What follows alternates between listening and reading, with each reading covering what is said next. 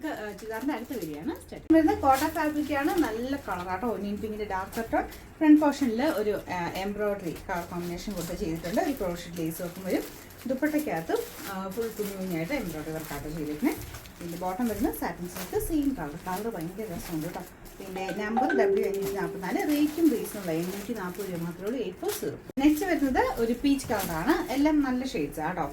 ഇതും അങ്ങനെ ഭയങ്കര തെളിഞ്ഞ് നിൽക്കത്തില്ല, എന്നാൽ ഭയങ്കര ഡാർക്ക് ആയിട്ട് അങ്ങനെ തോന്നിക്കരുത്. നല്ല ഷെയ്ഡാണ്. ഫ്രണ്ടിൽ ആ ഒരു പീച്ചിൻ്റെ തന്നെ കോമ്പിനേഷൻ, കുറച്ച് പിങ്കിനെയോടെ കോമ്പിനേഷനാണ് ഫ്ലവേഴ്സ് വരുന്നത്. ദുപ്പട്ട മുമ്പേ കാണിച്ചു തരുന്നത് ഫുൾ ഫ്ലവർ ഡിസൈൻ എംബ്രോയിഡറി ചെയ്തിട്ടുണ്ട്. നമുക്ക് 840 റേഞ്ചിൽ നല്ലതാണ്, ഡെയിലി ഉപയോഗിക്കാൻ വേണ്ടി വരുന്ന വെച്ചാൽ. ബോട്ടം വരുന്നത് satin silk, number W545, rate 840. Green ഷെയ്ഡാട്ടോ, ചെറിയൊരു ബ്ലൂവും കൂടെ മിക്സ് ആയിട്ടുള്ളൊരു ഗ്രീൻ കളറാണ്. ചെറിയൊരു കളർ വ്യത്യാസം കാണും. ഇതിന് കോമ്പിനേഷൻ നല്ല കേട്ടോ, പീച്ചിൻ്റെ കൂടെ ഗ്രീൻ ബ്ലൂ പോലത്തെ കോമ്പിനേഷൻസിന് കുറച്ച് എളുപ്പം കൂടുതൽ കിട്ടും. എന്ന് വെച്ചാൽ ഭയങ്കര തെളിഞ്ഞ കളറല്ല കേട്ടോ, നല്ല ഭംഗിയുള്ള കോമ്പിനേഷനാണ്.